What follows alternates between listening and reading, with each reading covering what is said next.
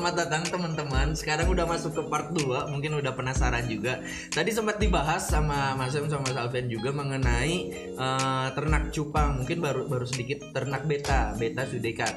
Ternak ikan cupang. Jadi tadi baru dikit tuh mengenai apa ya? Tadi baru ini ya, spesifikasi ruangan yang cocok kayak gitu. Nah, mungkin teman-teman juga penasaran di rumah ini, boleh diceritain nggak sih kalau misalnya mau kita mulai untuk belajar ternak, itu safety-nya itu punya modal berapa?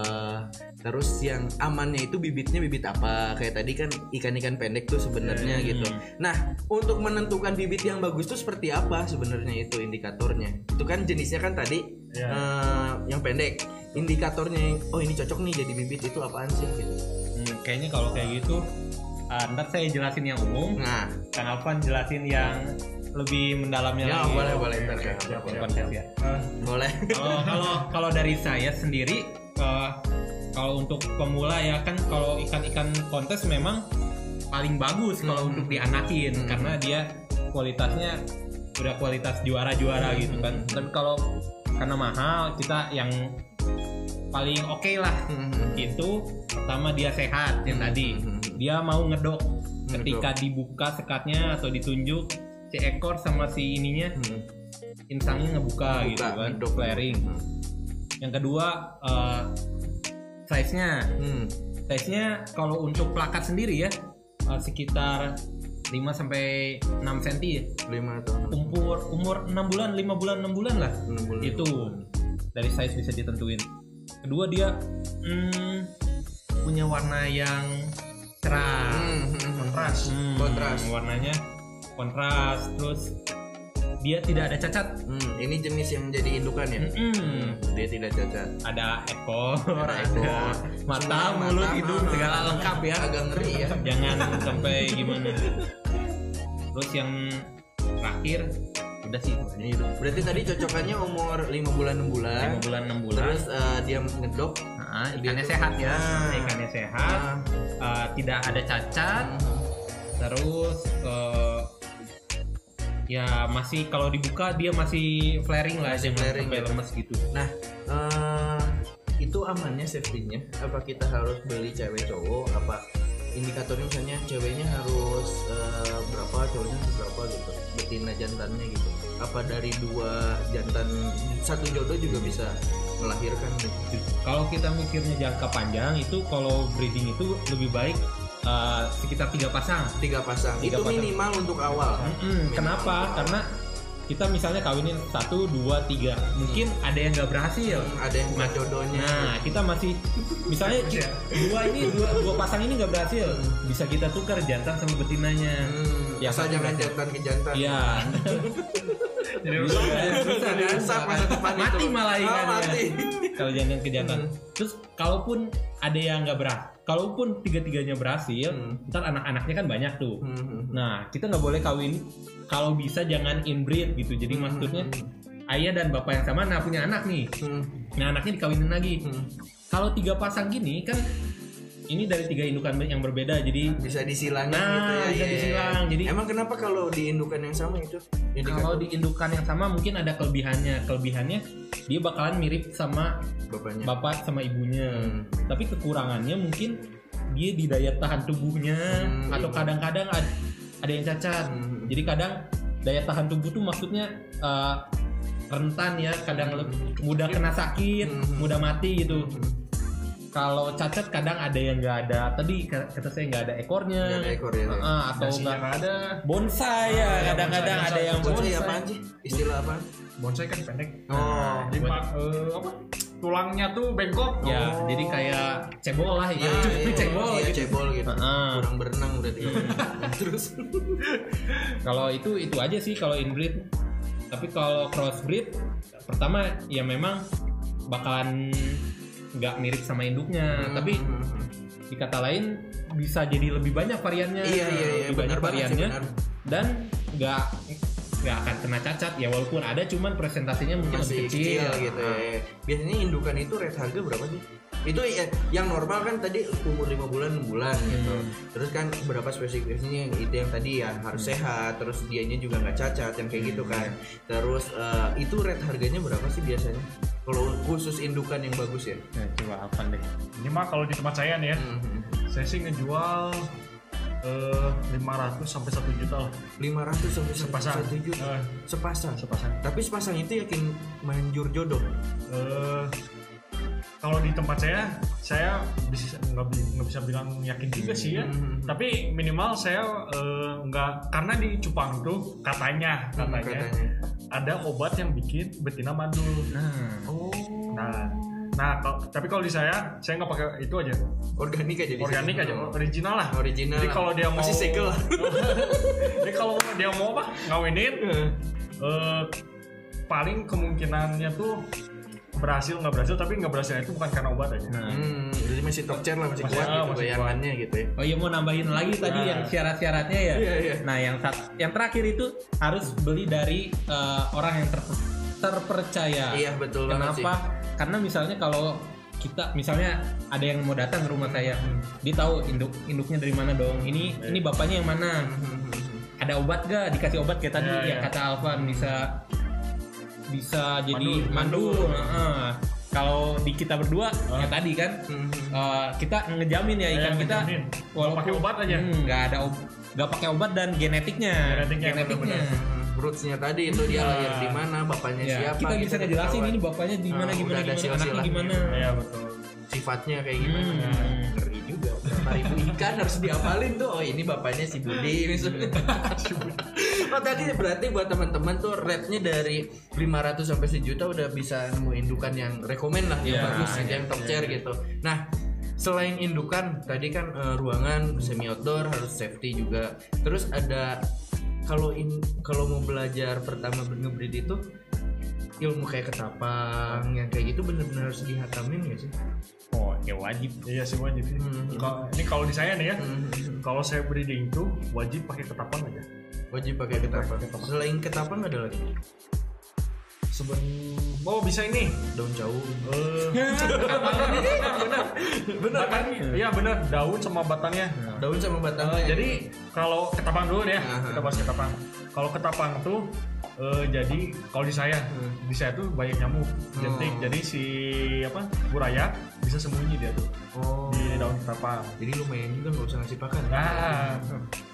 Nah terus kalau si daun pisang, dia itu bisa ngasilin infusoria. Infusoria itu anaknya kutu air. Kecil banget. Kecil banget. Nah itu tuh makanan si buraya. Oh, berarti saling ngebantu ya? Iya. Simbolisasi berarti.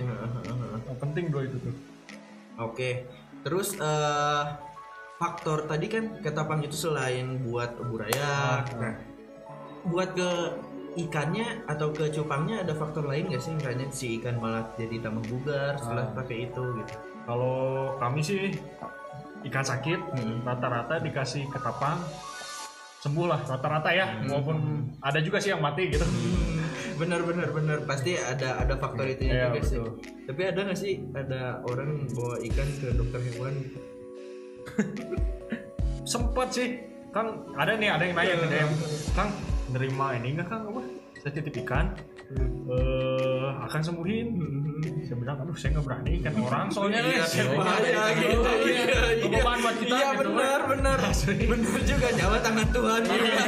Tuhan ya bisik itu dianya sibuk, aduh mana ikan sakit mau ke dokter hewan ikan cupang gitu. Kan kalau udah biasa kan, kalau kucing udah biasa dokter hewan, terus kalau anjing udah biasa gitu, yang lain juga bisa.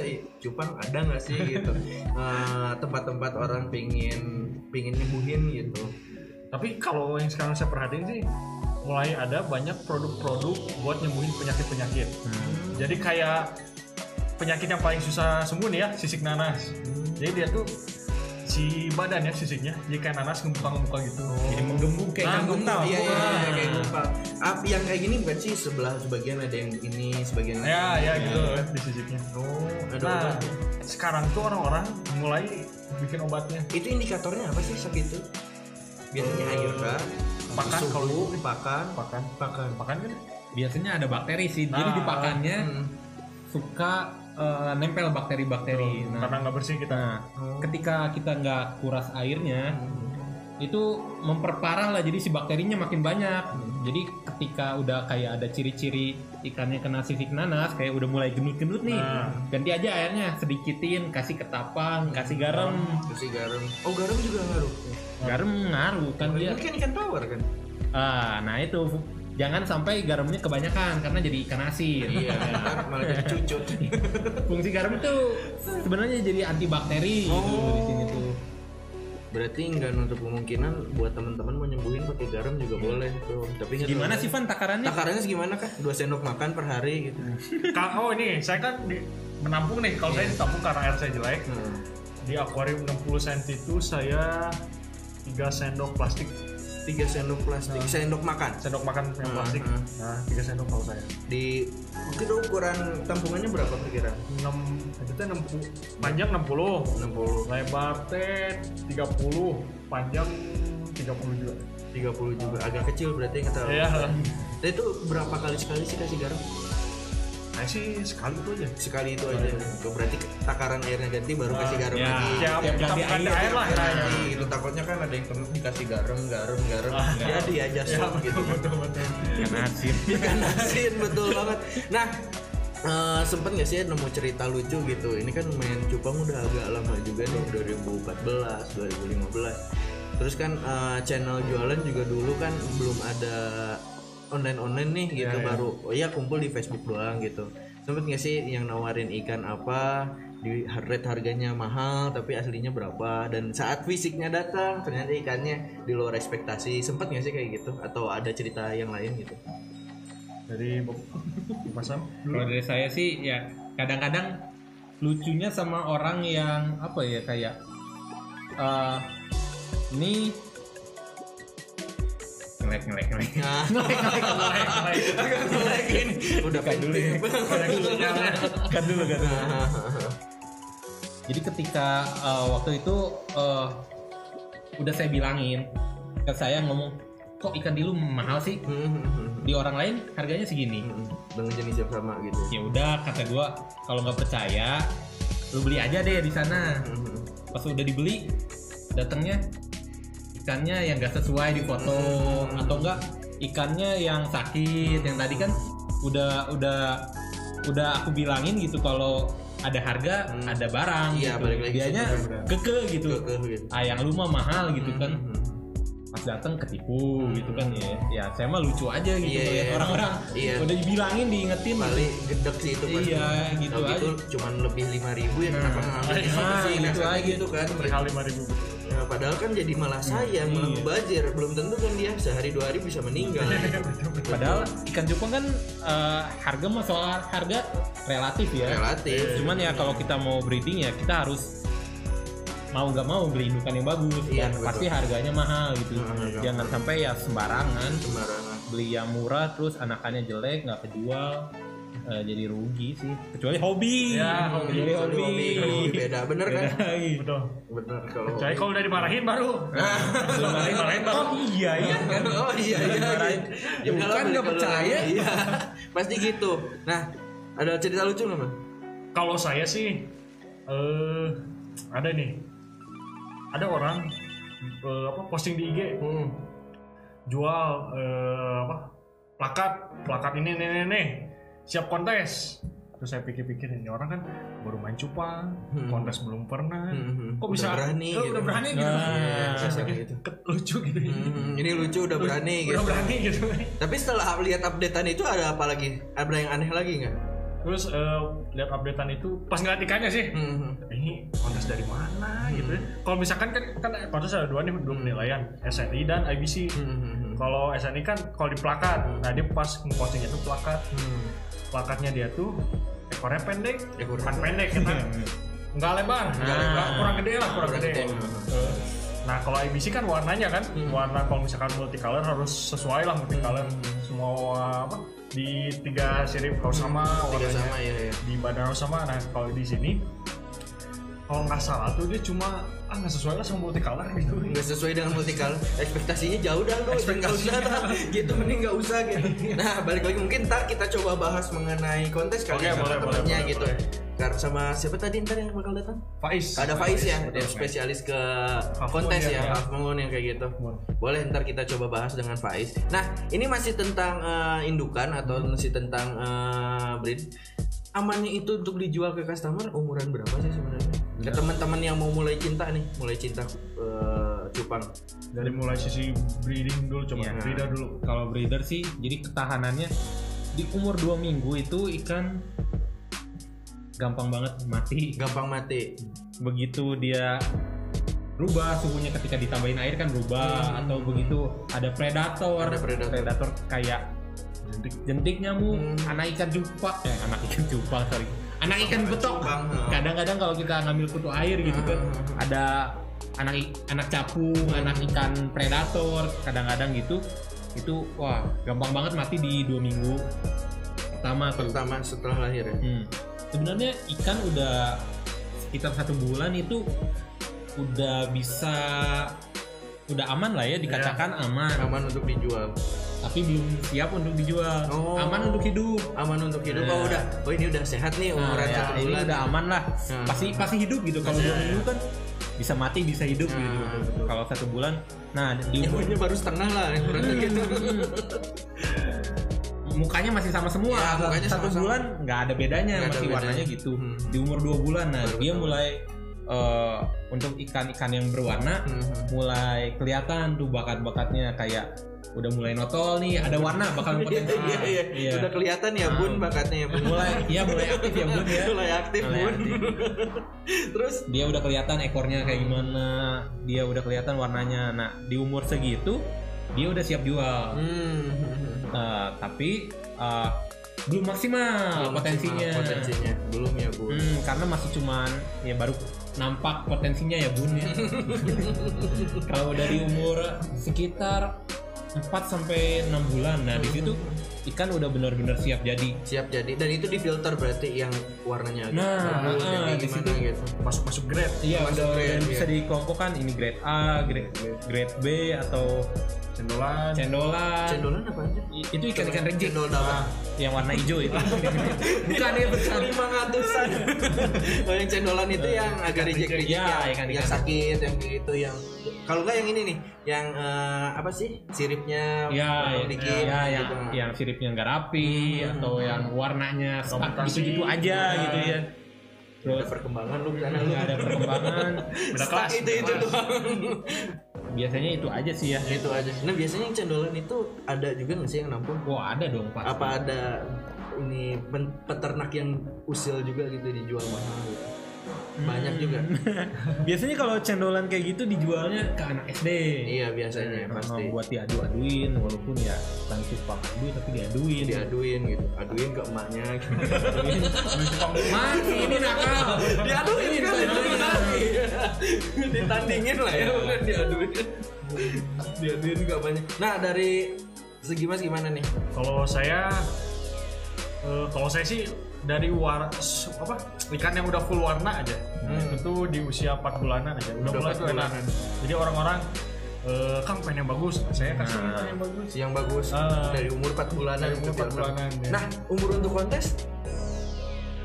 Nah itu tergantung genetik. Buat teman-teman masih penasaran, ini panjang lagi nih. Baru 2 part tadi mengenai mengenai ikan nih. Jadi untuk selanjutnya kita coba bahas mengenai kontes ikan yang sekarang udah mulai berjamur di Indonesia ya. Betul. Jangan kan di Indonesia, Asia juga banyak yang datang berarti. Seluruh dunia lah. Seluruh dunia udah pada melek nih ikan cupang. Jadi buat teman-teman komunitas yang lain, selain ikan cupang juga sebenarnya komunitas lele, komunitas gurame juga ayo kumpul aja gitu. Betul kan? Betul. Guys kalau gitu. Makasih udah nungguin dan udah dengerin juga di part kedua. Ntar di part ketiga kita coba bahas mengenai kontes. Dan jangan lupa like, comment, share, and subscribe channelnya Arko Activation dan juga follow Arko Activation dan Arko Production. IG-nya sekali lagi, IG-nya Mas Sam dari mana? Saya ada di Sampurna_Bakti. Sampurna_Bakti dan Kalau saya Rumah Cupang Bandung. Rumah Cupang Bandung. Oke, kayak gitu. Pamit teman-teman. Dadah. Dadah.